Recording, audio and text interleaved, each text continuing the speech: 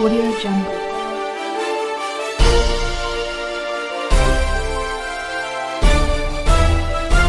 Audio Jungle. नमस्कार दोस्तों, बिहार नाव में आपका स्वागत है। जी हाँ, आज हमारे बीच है राजा रंजीत जी। आपका स्वागत है। जी धन्यवाद सर। जी, राजा रंजीत जी ऐसे पर्सनालिटी हैं जो जल जीवन हरियाली योजना से जुड़े हुए हैं और ये लोगों में जागरूकता फैलाते हैं। और कहा गया है कि जल ही जीवन है। अगर जल नहीं है तो हमारा जीवन ही व्यर्थ है। आने वाले दिनों में जल के लिए भी वार होने वाला है, क्योंकि लेयर, पृथ्वी का लेयर, जल का लेयर बहुत नीचे की ओर भागते जा रहा है। इसलिए इसको बचाना बहुत ज़रूरी है। उसी तरह हरियाली के लिए पेड़ पौधा होना ज़रूरी है। अगर पृथ्वी हरा भरा रहेगा तब हमारा काम अच्छा होगा। 33% भाग में जंगल होना चाहिए, लेकिन आज सर्वे के द्वारा, नेट के द्वारा जो सर्वे किया गया, 21.67% आज हमारे यहाँ जंगल है। तो आने वाले दिनों में ये जंगल कटते जा रहे हैं। जिस रफ्तार में जंगल कटते जा रहे हैं, आने वाले दिनों में गर्मी इतना बढ़ जाएगी। आज भी देख रहे हैं कि गर्मी कितना है। आने वाले दिनों में इतना ज़्यादा गर्मी बढ़ जाएगा कि लोगों का जीना दुभर हो जाएगा। इसीलिए ये राजा रंजीत जी ये अवेयरनेस प्रोग्राम चला रहे हैं, जागरूकता प्रोग्राम। सर, आपका परिचय मैं जानना चाहूँगा। सर, अपना परिचय दीजिए। मेरा नाम राजा रंजीत, मैं नालंदा जिला का रहने वाला हूँ। मेरा नालंदा जिला एक कंगड़सराय ब्लॉक, तिल्हाड़ा थाना, जयतीपुर के रहने वाला हूँ।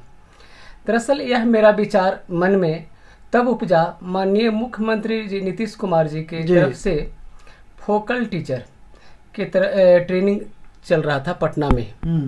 उसी में जल जीवन अभियान के विचार मुझ में उपजा।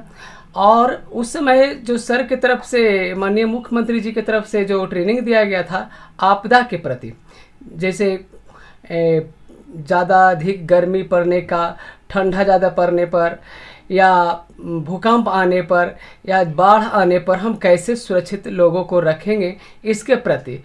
लेकिन मुझे लगा कि ये तो ठीक है, लेकिन सबसे ज़्यादा कहीं हमें है तो जल के प्रति हमें जागरूक करना और पर्यावरण के प्रति जागरूक करना, ये बच्चे में हमें लगा कि करना चाहिए। जो मैं हर सोमवार हर सप्ताह, सरकारी स्कूल हो या प्राइवेट स्कूल हो, हर स्कूल में जाकर मैं यह करता हूँ।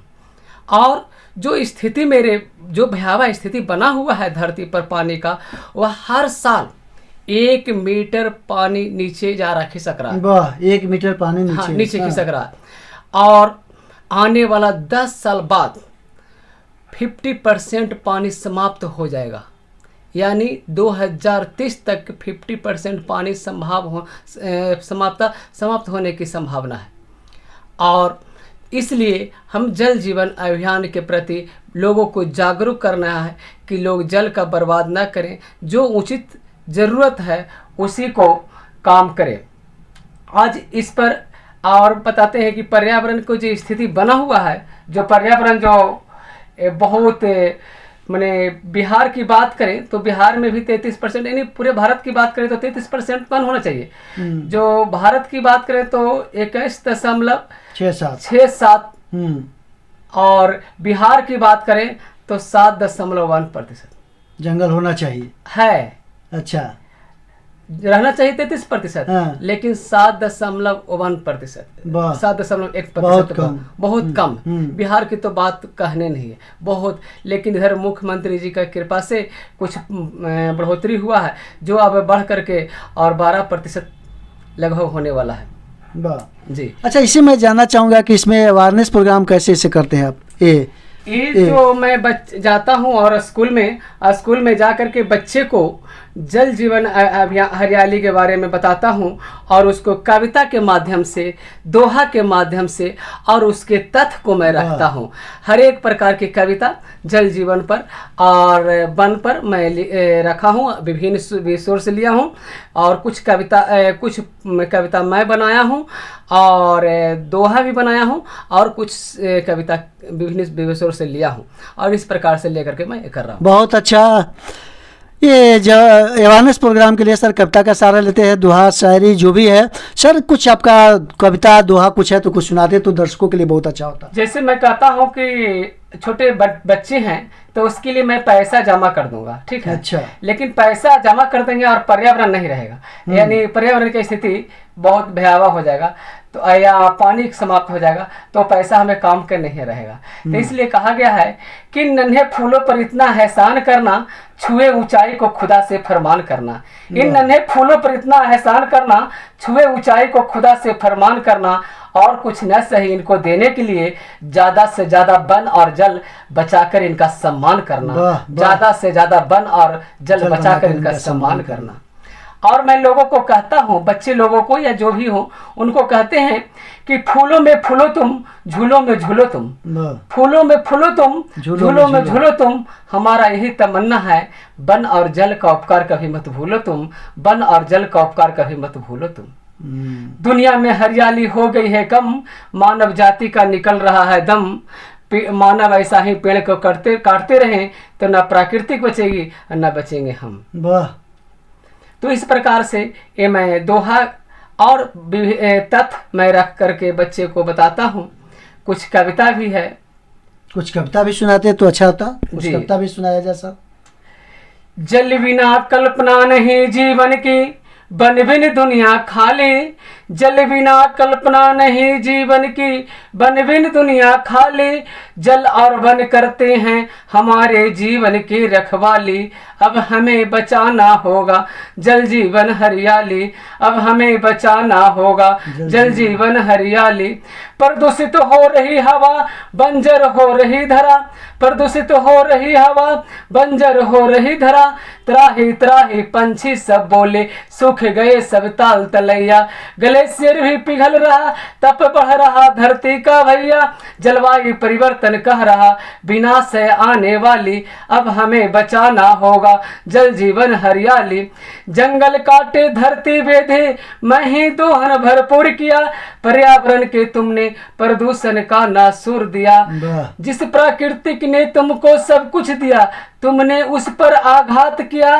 तुम ईश्वर के उत्तम रचना थे, पर दानव सा उत्पात किया। ये मानव तेरी करनी ने हर जीव को संकट में डाली। अब हमें बचाना होगा जल जीवन हरियाली। अब हमें बचाना होगा जल जीवन हरियाली। वाह, बहुत खूब, बहुत खूब, बहुत अच्छा। कुछ शायरी भी सुनाना चाहते हैं तो सुना सकते हैं, जिससे कि हमारे दर्शक देखें और सोचिए, सोचने पर भी बस सो जाए कि नहीं, पेड़ पौधा ज़िंदगी में लगाना है। मैं भी अपने ज़िंदगी में बहुत सारे पेड़ पौधे लगाया, अब बहुत कितनों भी टेंशन में रहता हूँ और पेड़ पौधे के पास जाता हूँ, मैं भी हरियाली के तरफ खुश हो जाता हूँ। इसलिए कुछ शायरी भी है तो उसको सुनाइए। जी, मैं कहना चाहूँगा कि जल के बारे में कि अपनों को अपनों से आस है, अपनों को अपनों से आस है। आज मेरा निर्जल उपवास है। पानी की कीमत उससे पूछो जिसके पास पानी नहीं और लगा प्यास है। जिसके पास पानी नहीं और लगा प्यास है। और वन के प्रति हम कहेंगे कि कुछ लोग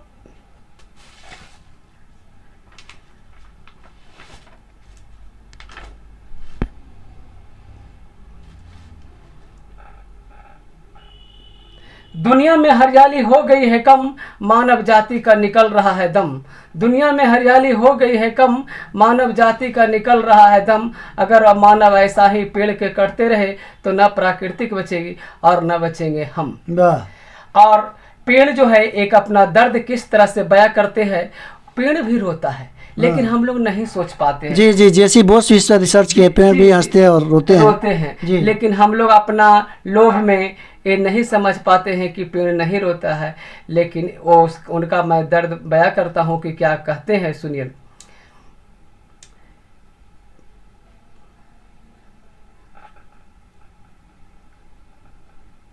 मेरा दिल भी रोता है, दर्द मुझे भी होता है। मेरा दिल भी रोता है, दर्द मुझे भी होता है। अब थोड़ी मुझ पर दया कर, बहुत कम बचे हमें वृक्ष धरा पर। अब टुकड़ों में मत बांट मुझे, रहने दे मत काट मुझे। अब टुकड़ों में मत बांट मुझे, रहने दे मत काट मुझे। हरे है वन उपवन जब तक, सुरक्षित है जीवन तब तक। हवा बिसैली हो रही, अब रुद्ध हो रहे सांस तुम्हारे, बढ़ रहा है तप धरा का, पिघल रही ए हिमनंद सारी। मैं बादल को खींच लाता, अच्छे लगते बरसात मुझे, अब रहने दे मत काट मुझे, अब रहने दे मत काट मुझे। हरे हैं वन उपवन जब तक, सुरक्षित है जीवन तब तक, हरे हैं वन उपवन जब तक, सुरक्षित है जीवन तब तक। हवा बिसैली हो रही, अब रुद्ध हो रहे सांस तुम्हार, बढ़ रहा है तप धरा का, पिघल रही ए हिमनंद सारी। मैं बादल को खींच लाता, अच्छे लगते बरसात मुझे, अब रहने दे मत काट मुझे। बहुत खूब, बहुत खूब, बहुत अच्छा। और इस काम को करने में आपको बड़ी मेहनत होता होगा। ये प्रचंड गर्मी अभी देख रहे हैं आप, परेशानी झेल रहे हैं, आनंद आता है आपको ऐसा काम करने से? कुछ भी परेशानी नहीं होता मुझे। इसके लिए मैं 12 किलोमीटर, 15 किलोमीटर, 20 किलोमीटर तक मैं साइकिल चलाता हूँ। मैं साइकिल से ही जा कर के और लोगों को जागरूक करता हूँ जल जीवन, और मैं बताता हूँ कि कम से कम यानी दूषित वातावरण को भी दूषित कम करें। जहाँ हमें ज़्यादा ज़रूरत है, ज़रूरत के अनुसार यानी गाड़ी का उपयोग करें, गाड़ी का उपयोग कम से कम करें। हाँ, कम से कम करें, कम दूरी के लिए गाड़ी नहीं इस्तेमाल करें। मैं कहूँगा कि अगर जो इंसान के लिए 5 से 6 किलोमीटर अगर साइकिल से काम कर लें, और ज़्यादा कुछ लंबा है तो मोटरसाइकिल से, लेकिन ज़्यादा से ज़्यादा कोशिश करना है कि कम। और इस पर कहते हैं लोग कि क्या आपको और हमको बदलने से क्या पर्यावरण में बदलाव हो जाएगा? तो मैं ये कहता हूँ कि गंगा की कसम, यमुना की कसम, यह ताना बाना बदलेगा। गंगा की कसम, यमुना की कसम, यह ताना बाना बदलेगा। कुछ आप बदलें, कुछ मैं बदलूं, तभी तो जमाना बदलेगा, तभी तो जमाना बदलेगा। वाह! कोई भी काम करने जाइए तो लोग आपको इतना एनालिसिस करेंगे कि आपको पैरालिसिस मार देगा, लेकिन इस पैरालिसिस से परवाह नहीं करना है। आपके दिल में जो उमंग है, उत्साह है, उसको करते जाइए और एक दिन मंजिल मिलेगा। तो ताना बाना से कुछ होने वाला नहीं है। आप जिस उत्साह से चले हैं बहुत आगे। कैलाश सत्यार्थी से भी मैं मिला, जब वो काम कर रहे थे बाल मजदूरों पर, तो उनको कितना लोग मारा पीटा, वो अपने दर्द को व्यथा कह रहे थे। मैं शेयर उनसे बातों को कर रहा था और माने नहीं, रुके नहीं, और आज कैलाश सत्यार्थी नोबेल प्राइज पाए। तो आप जो काम कर रहे हैं, आपसे मैं खुद खुश हूँ, और जहाँ तक होगा इस बिहार नाव के माध्यम से इसको अधिक से अधिक दूर तक मैं ले जाऊंगा। और एक संदेश आपके लिए, मेरे लिए, दर्शकों के लिए, आप इसके माध्यम से, बिहार न्यूज के माध्यम से, बिहार नाव के माध्यम से क्या संदेश देना चाहते हैं? मैं चाहूँगा कि आप इलेक्ट्रॉनिक मीडिया के तरफ से आप जितना से जितना हो सके जल जीवन के प्रति लोगों को जागरूक करें, और ऐसे एक पूजा के समान मान लें। लोग कहते हैं, मैं जाता हूं तो पूछते हैं कि इससे आपको क्या फायदा, तो मैं ये कहता हूं कि ये जरूरी नहीं कि हर समय जुआ पे भगवान का नाम आए। ये जरूरी नहीं कि हर समय जुआ पे भगवान का नाम आए। वो वक्त भी भक्ति का होता है जब इंसान को काम आए। तो इसी मकसद के साथ मैं अपना यह कार्य कर रहा हूँ, और कितना भी दूरी मुझे जाना पड़े साइकिल से, मैं थोड़ा सा भी नहीं उबता हूँ। और मुझे घर परिवार पूछते हैं क्या कर रहे हैं, तो मैं बोलता हूँ कि मैं बेहतर कर रहा हूँ। अगर जो मैं बच्चे को मैं परवरिश के लिए उसके पैसा जमा कर देते हैं, जमीन खरीद देते हैं, और पर्यावरण दूषित हो जाएगा तो क्या स्थिति होगा? अगर जो पर्यावरण दूषित हो जाएगा, एक आंकड़ा के अनुमान है कि 2030 तक के 26% कृषि में कमी आ जाएगी दूषित प्रदूषित के कारण। आज भी हमारा देश में 90% दूषित पानी लोग पीते हैं, और 1600 जल प्रजाति विलुप्त के कगार पर है। आज हमारे देश में 18,200 कुछ गांव ऐसे हैं जहां नल जल की, जहां शुद्ध पानी की व्यवस्था नहीं है। और हमारे देश में जल के प्रति माननीय मुख्यमंत्री जी और प्रधानमंत्री नरेंद्र मोदी जी बहुत प्रयास कर रहे हैं, लेकिन उनको तो वो कर रहे हैं, लेकिन साथ साथ हम लोग को सहयोग करने की आवश्यकता है जी। ते थे राजा रंजीत जी, और काम पर निकल गए हैं। इनका जुनून जब मैंने देखा, कल इनसे बात हुई, 15 अगस्त को जब बात हुई, तो मैं बहुत खुश हुआ कि वाह, इस धरती पर बहुत सारे लोग, आज भी हमारे बहुत सारे ऐसे लोग हैं जिनको मैं दिल की गहराइयों से उनको मैं चाहता हूँ और लोग काम कर रहे हैं। तो जननी और जन्मभूमि सबसे बड़ी होती है।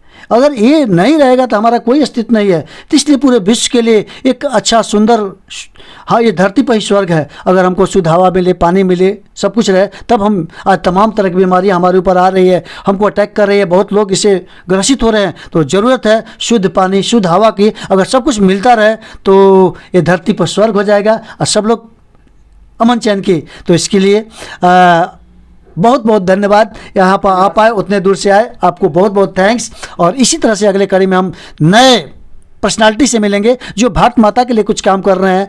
तो दोस्तों देखते रहिए, बने रहिए बिहार नाउ पर। अगर अच्छा लगे तो इसको सब्सक्राइब करिए, शेयर कीजिए और अधिक से अधिक लोगों के पास शेयर कीजिए, जिससे कि लोग जाने कि नहीं, इस धरती पर भी ऐसे ऐसे लोग हैं जो कुछ ना कुछ कर रहे हैं। तो हमें भी यही करना है, क्योंकि मरा वही नहीं कि जो जिया ना आपके लिए, वही मनुष्य है जो मनुष्य के लिए मरे।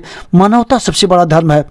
आदमी से, व्यक्ति पैसे के पीछे दौड़ता है, लेकिन मानवता सबसे बड़ा धर्म है। इसलिए अपने धर्म को निभाइए, अपने कर्म को निभाइए और आपका जो कर्म है वही आपका फ्यूचर बनेगा। इन शुभकामनाओं के साथ बहुत बहुत धन्यवाद, शुक्रिया, आदाब, प्रणाम।